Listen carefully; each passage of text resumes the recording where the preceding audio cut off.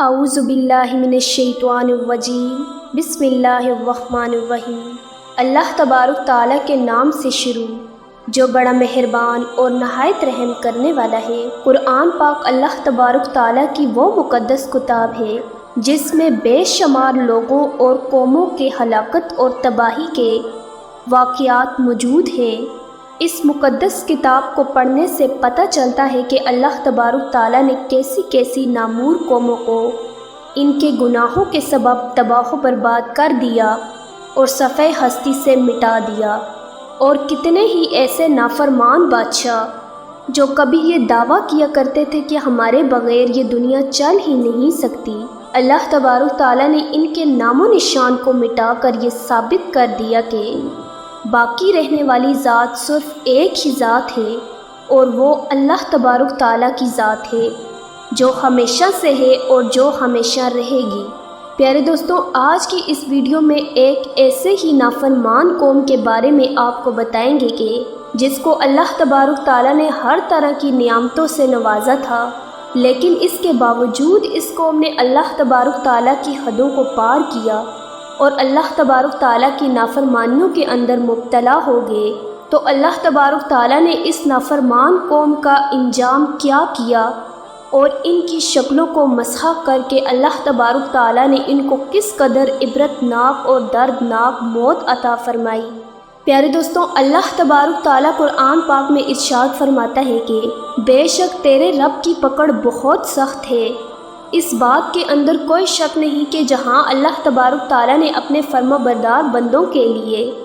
بے شمار نعمتوں کو تیار کر رکھا ہے، وہیں اللہ تبارک تعالیٰ نے نافرمان لوگوں کے لیے اپنے دردناک عذابات بھی تیار کر رکھے ہیں۔ انہی عذابوں میں سے ایک عذاب اصحاب سبت پر بھی نازل ہوا، جس نے اصحاب سبت کی نافرمان قوم کو تہس نہس کر دیا۔ پیارے دوستو، یوم السبت ہفتے کے دن کو کہا جاتا ہے، اور اصحاب سبت ان لوگوں کو کہا جاتا ہے جنہوں نے ہفتے کے دن کی حرمت کو پامال کیا اور اللہ تبارک تعالیٰ کی حدود سے آگے بڑھے۔ اس نافرمان قوم کا تعلق بنی اسرائیل یہود سے تھا۔ بنی اسرائیل حضرت یعقوب علیہ السلام کی اولاد ہے، اور حضرت یعقوب علیہ السلام کا دور 21 قبل مسیح ہے۔ پیارے دوستو، بنی اسرائیل کی یہ نافرمان قوم یہود میں سے تھی، اور ان کے لیے بھی اللہ تبارک تعالیٰ نے جمعے کا دن خاص عبادت کے لیے مقرر فرمایا تھا، لیکن حضرت موسیٰ علیہ السلام کے دور میں یعنی 1800 قبل مسیح یہودیوں نے حضرت موسیٰ علیہ السلام کے سامنے اس بات پر اصرار کیا کہ ان کی عبادت کے لیے جمعے کے بجائے ہفتے کا دن مقرر کیا جائے جس کے اندر وہ اللہ تبارک تعالیٰ کی عبادت کرے۔ حضرت موسیٰ علیہ السلام نے یہودیوں کی یہ بات سن کر ان کو بہت سمجھایا، لیکن وہ اپنی اس ضد سے باز نہ آئے۔ اس طرح جب اس قوم کا اصرار حد سے بڑھ گیا تو بالآخر ان کے لیے ہفتے کا دن عبادت کے لیے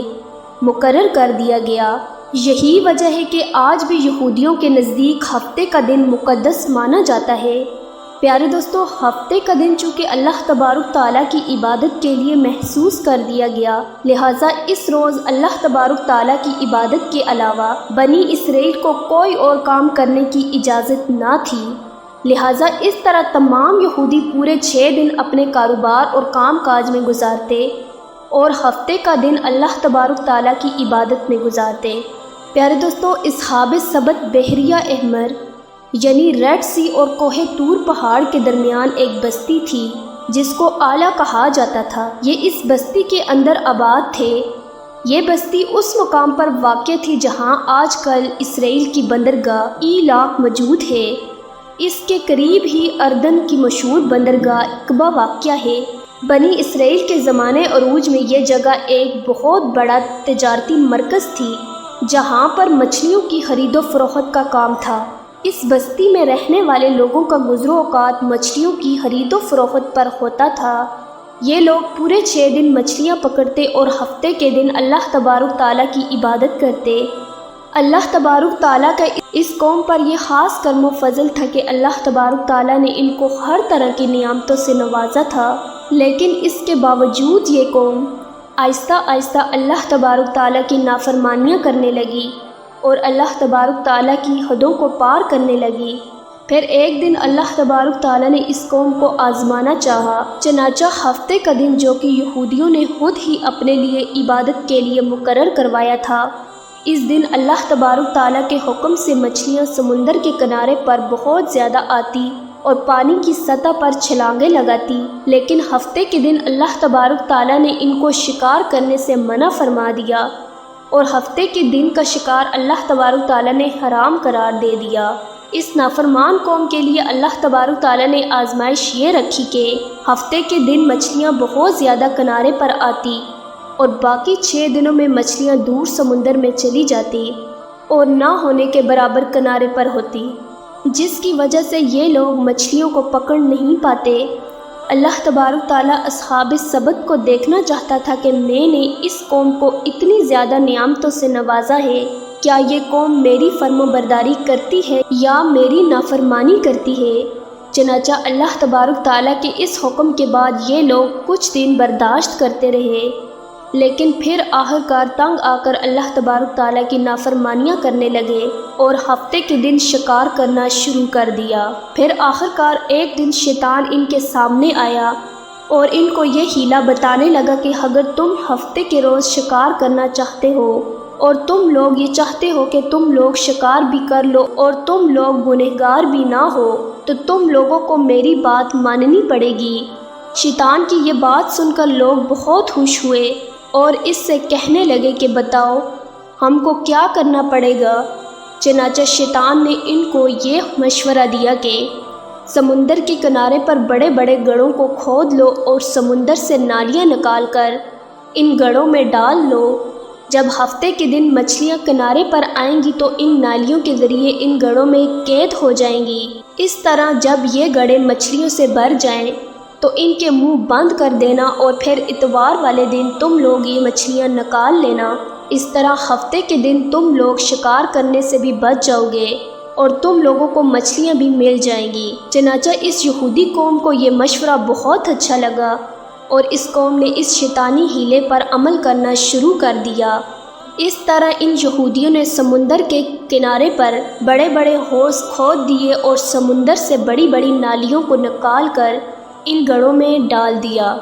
جن نالیوں کے ذریعے مچھلیاں ان گڑھوں میں قید ہو جاتی، جن کو یہ لوگ اتوار والے دن پکڑ لیتے اور ان کو بیچ دیتے۔ اس طرح اس نافرمان قوم نے اللہ تبارک تعالیٰ کی حدوں کو پار کرنا شروع کیا اور اللہ تبارک تعالیٰ کے حکم کا مذاق اڑانے لگے، لیکن یہ نافرمان قوم یہ نہیں جانتی تھی کہ یہ اللہ تبارک تعالیٰ کے حکم کی اصل روح کو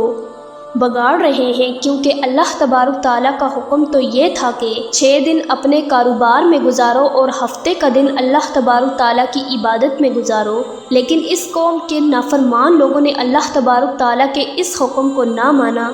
اور اللہ تبارک تعالیٰ کی نافرمانیاں کرنے لگے۔ پیارے دوستو، اس طرح جب یہ لوگ اپنی نافرمانیوں میں حد سے زیادہ بڑھنے لگے تو اس وقت ایلا نامی بستی میں رہنے والے یہ لوگ 3 گروہوں کے اندر تقسیم ہو گئے۔ ایک گروہ وہ تھا جو کھلے عام اللہ تبارک تعالیٰ کی نافرمانیاں کرتا اور شکار کرتا، اور دوسرا گروہ وہ تھا جو ان نافرمان لوگوں کو اللہ تبارک تعالیٰ کی اس نافرمانی سے منع کرتا اور اللہ تبارک تعالیٰ کی فرما برداری کرنے کا حکم دیتا، اور تیسرا گروہ وہ تھا جو صرف خاموش رہا۔ یہ لوگ نہ تو ان کو اس برائی سے منع کرتے اور نہ ہی ان کو یہ کام کرنے کا حکم دیتے، بلکہ جو گروہ اس نافرمان قوم کو اس گناہ سے منع کرتا تھا، یہ ان کو بھی کہتے تھے کہ ایسے نافرمان لوگوں کو سمجھانے کا کوئی فائدہ نہیں جو اللہ تبارک تعالیٰ کے حکم کو ماننے کے لیے تیار نہیں۔ پیارے دوستو، اس طرح جب یہ نافرمان لوگ سمجھانے کے باوجود بھی اپنے اس گناہ سے باز نہ آئے تو اس بستی میں رہنے والے فرما بردار لوگوں نے ان نافرمان لوگوں کے درمیان ایک دیوار کھڑی کر دی۔ اس طرح یہ بستی 2 حصوں میں تقسیم ہوگی، ایک طرف یہ نافرمان لوگ رہتے اور دوسری طرف وہ لوگ رہتے جو اللہ تبارک تعالیٰ کے حکم کی فرما برداری کرتے تھے، اور اس طرح ان لوگوں نے اپنے آپ کو اس نافرمان قوم سے الگ کر لیا کہ کہیں ہم پر بھی اللہ تبارک تعالیٰ کا عذاب نازل نہ ہو جائے۔ پیارے دوستوں، جب یہ نافرمان قوم قابل ہدایت نہ رہی اور انہوں نے اللہ تبارک تعالیٰ کی طرف رجوع نہ کیا تو پھر ایک رات ایسا ہوا کہ اللہ تبارک تعالیٰ کا دردناک عذاب ان پر نازل ہوا اور اللہ تبارک تعالیٰ نے ان کی شکلوں کو مسخ کر دیا اور اس قوم کے نافرمان لوگوں کو بندر اور سور بنا دیا گیا۔ بندر بننے والے یہ نافرمان لوگ اپنے عزیز و اقارب کو دیکھ کر ان کے کپڑوں کو سونگتے اور چیخو پکار کرتے۔ اس وقت ان کے عزیز و اقارب ان سے کہنے لگے کہ ہم نے تم لوگوں کو اللہ تبارک تعالیٰ کی اس نافرمانی سے منع نہ کیا تھا۔ تو اس وقت یہ بندر بول تو نہیں سکتے تھے، بلکہ یہ سر ہلاتے اور آنسو بہاتے کہ ہم نے اللہ تبارک تعالیٰ کی نافرمانی کی اور اس نافرمانی کی وجہ سے اللہ تبارک تعالیٰ کا یہ دردناک عذاب ہم پر نازل ہوا۔ پھر آخرکار بندر بننے والے یہ نافرمان لوگ 3 دن تک زندہ رہے اور 3 دن بعد اللہ تبارک تعالیٰ نے ان تمام لوگوں کو ہلاک کر دیا اور ان کے نام و نشان کو صفحہ ہستی سے مٹا دیا۔ اللہ تبارک تعالیٰ سے دعا ہے کہ اللہ تبارک تعالیٰ ہمیں سیدھے راستے پر چلنے کی توفیق عطا فرمائے اور ان تمام تر گناہوں سے ہمیں بچائے جن گناہوں کے اندر مبتلا ہو کر پہلی قومیں ہلاک ہوئی اور اللہ تبارک تعالیٰ کے عذاب کا مستحق قرار پائی۔ معزز ویورز، امید کرتی ہوں کہ آپ کو ہماری آج کی ویڈیو پسند آئی ہوگی۔ اگر آپ کو ہماری آج کی ویڈیو پسند آئی تو ہمارے YouTube چینل کو سبسکرائب کریں، بیل آئیکن کو پریس کرنا نہ بھولیے گا تاکہ ہر نئی آنے والی ویڈیو آپ تک بآسانی پہنچ سکے۔ شکریہ۔